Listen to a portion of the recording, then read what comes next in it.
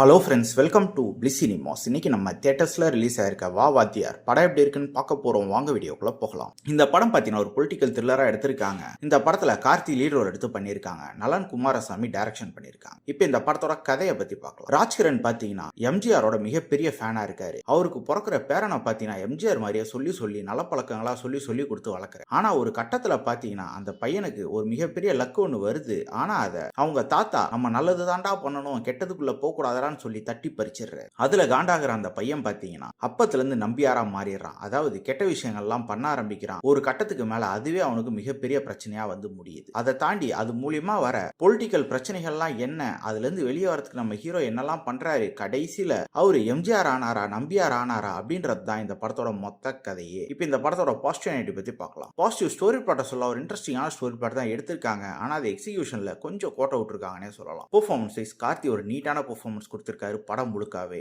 அதே மாதிரி ராஜ்கிரனும் ஒரு அல்டிமேட்டான பெர்ஃபார்மன்ஸ் கொடுத்திருக்காங்க. இவங்க ரெண்டு பேரோட கேரக்டர் தான் நீட்டா எழுதிருக்காங்க. மற்ற கேரக்டர்லாம் பெருசா எழுதுன மாதிரி இல்ல. இந்த படத்தோட பாசிட்டிவ் பார்த்தீங்கன்னா செகண்ட் ஹாஃப் தான். செகண்ட் ஹாஃப் ஓவரால நீட்டா எழுதி எடுத்திருக்காங்க. அதுக்கேற்ற மாதிரியே பல மூமெண்ட்ஸ் நல்லா இருக்கு. டுவர்ட்ஸ் கிளைமேக்ஸ் வரைக்குமே நல்லா பண்ணியிருக்காங்க. ஆனா ஃபர்ஸ்ட் ஹாஃப் பொறுத்தளவு பார்த்தீங்கன்னா பயங்கரமா கோட்டை விட்டுருக்காங்கன்னு சொல்லலாம். இவங்க சொல்ல வர விஷயத்தை நம்ம கிளியர் கட்டா சொல்ல மிஸ் பண்ணிட்டாங்க. அதனாலேயே நமக்கு பயங்கரமா லேக் அடிக்குது ஃபர்ஸ்ட் ஹாஃப் பொறுத்தளவு. அதே மாதிரி பேக்ரவுண்ட் மியூசிக் வைஸ் பார்க்கும்போது சந்தோஷ் நாராயணோட பேக்ரவுண்ட் மியூசிக் நல்லாவே இருக்கு. சாங்ஸ் இன்னும் பெட்டராகவே பண்ணியிருக்கலாம். அதே மாதிரி படத்துல வர லவ் போர்ஷன்ஸும் பெருசா ஒர்க் அவுட் ஆகல. நம்ம ஹீரோ ஹீரோயினுக்கு நடுவில் இருக்க காம்பினேஷன் சீன்ஸே ரொம்ப கம்மியா தான் இருக்கு. மொத்தத்துல பாத்தீங்கன்னா நலன் குமாரசாமியோட படங்கள் நம்ம 2 படம் பார்த்திருக்கோம். அந்த ரெண்டுமே பாத்தீங்கன்னா கொஞ்சம் வித்தியாசமா இருக்கும். இந்த படமும் வித்தியாசமா தான் இருக்கு. ஆனா அது நம்மளை அட்ராக்ட் பண்ற அளவு இருக்கா அப்படின்றது மிகப்பெரிய கேள்விக்குறியா தான் இருக்கு. மொத்தத்துல பாத்தீங்கன்னா இது ஒரு ஒன் டைம் வாட்சபிள் படம் தான். வேணும்னா ட்ரை பண்ணி பாருங்க. இன்னொரு வீடியோல சந்திக்கலாம். தேங்க்யூ.